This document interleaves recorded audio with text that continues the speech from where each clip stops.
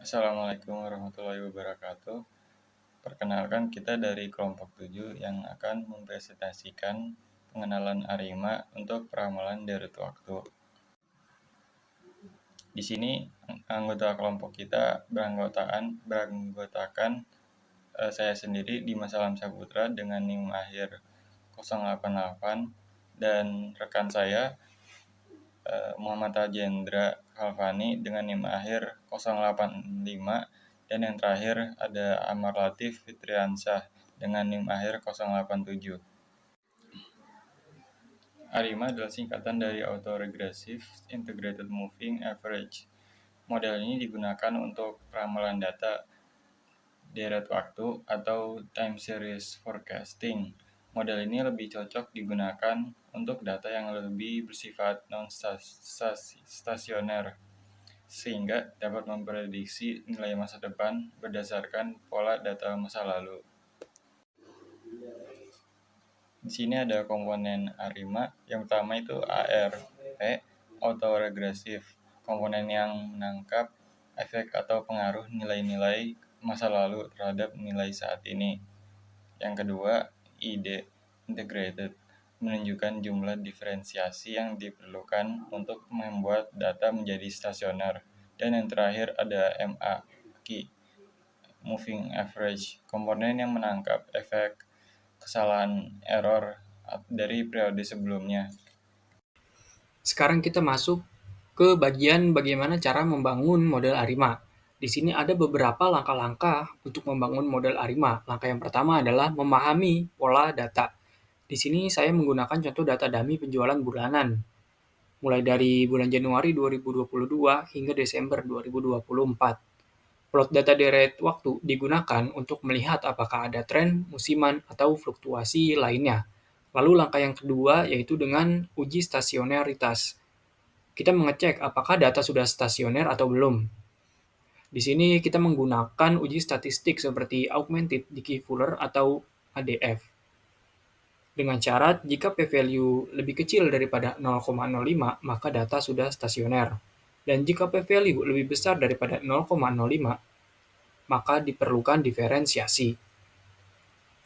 Yang artinya kita hitung selisih antar nilai untuk menghilangkan tren. Setelah itu, langkah yang ketiga, kita menentukan nilai P dan Q. Karena data sebelumnya belum stasioner, maka diperlukan diferensiasi, dan ini adalah data setelah diferensiasi. Berikutnya menentukan P dan Q dengan menggunakan grafik. ACF untuk menentukan Q, PACF untuk menggunakan P. ACF atau Autocorrelation Function digunakan untuk yang pertama melihat korelasi antar leg. Yang kedua, untuk mengukur hubungan linear antara nilai pada waktu T dengan nilai pada waktu T min K. Dan yang ketiga, digunakan untuk menentukan parameter Q atau MA. Selanjutnya, PACF atau Partial Autocorrelation Function digunakan untuk yang pertama melihat korelasi langsung antar leg, yang kedua mengukur korelasi setelah menghilangkan pengaruh leg menengah, dan yang terakhir digunakan untuk menentukan parameter P. Setelah kita punya nilai P, D, dan Q, kita bisa membangun model ARIMA dengan menggunakan software seperti Python atau eViews. Setelah model jadi seperti contoh di sini, yaitu ARIMA dalam kurung 111, kita evaluasi performanya. Kita bisa lihat matriks seperti RMSE, MAPE, atau nilai AIC dan BIC. Dan jika model sudah siap atau sudah cukup bagus, barulah kita gunakan untuk peramalan ke masa depan. Baik, selanjutnya model ARIMA memiliki beberapa kelebihan yang membuatnya banyak digunakan dalam analisis deret waktu. Yang pertama, cocok untuk data jangka pendek. ARIMA sangat cocok untuk data jangka pendek karena kemampuannya dalam memodelkan fluktuasi atau tren jangka pendek secara akurat tanpa memerlukan data dalam jumlah besar. Yang kedua, bisa menangani data non-stasioner. Model ini dapat menangani data yang tidak stasioner dengan melakukan proses diferensiasi, sehingga memungkinkan kita tetap bisa menganalisis data yang awalnya tidak memiliki pola yang stabil. Yang terakhir, digunakan luas di berbagai bidang. Nah, Arima ini bersifat fleksibel dan bisa diterapkan di berbagai bidang seperti ekonomi, cuaca, logistik, dan lainnya, karena strukturnya yang umum dan dapat disesuaikan untuk berbagai jenis data deret waktu. Namun, Arima juga memiliki beberapa kelemahan yang perlu diperhatikan sebelum digunakan. Yang pertama, Arima tidak bisa menangani pola musiman secara langsung. Jika data memiliki siklus musiman seperti data penjualan bulanan, maka perlu menggunakan model lanjutan seperti Sarima yang dapat menangani komponen musiman secara eksplisit. Yang kedua, Arima tidak bisa memasukkan variabel eksternal yang mungkin memengaruhi pergerakan data, seperti faktor ekonomi atau cuaca.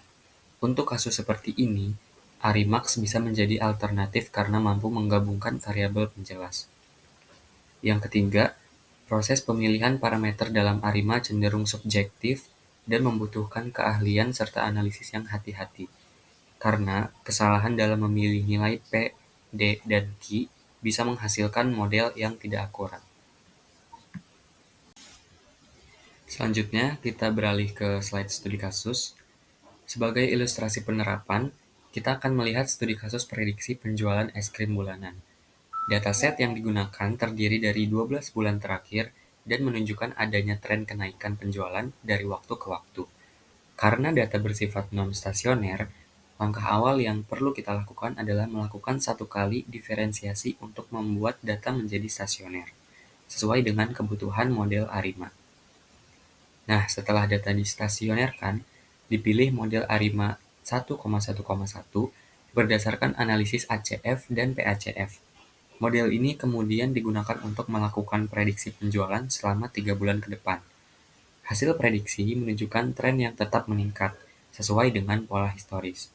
Dengan cara ini, kita bisa memperoleh gambaran yang cukup akurat untuk perencanaan produksi atau strategi penjualan dalam waktu dekat. Selanjutnya, kesimpulan dari kelompok kami, secara keseluruhan, Arima adalah salah satu model statistik yang efektif dan banyak digunakan untuk meramalkan data deret waktu. Model ini sangat cocok digunakan untuk data yang tidak memiliki pola musiman dan bersifat non-stasioner, karena dapat distasionerkan terlebih dahulu. Keunggulan utamanya terletak pada kesederhanaannya dan kemampuannya memodelkan tren jangka pendek secara akurat. Namun demikian, penggunaan Arima juga memerlukan proses identifikasi parameter yang tepat agar hasilnya optimal. Meskipun memiliki keterbatasan seperti tidak bisa menangani pola musiman atau memasukkan variabel eksternal, Arima tetap menjadi pilihan utama dalam banyak bidang, seperti ekonomi, logistik, dan cuaca. Dengan pemahaman yang baik terhadap karakteristik data, Arima dapat menjadi alat prediksi yang sangat berguna. Cukup sekian penjelasan dari kelompok kami, kurang lebihnya mohon maaf.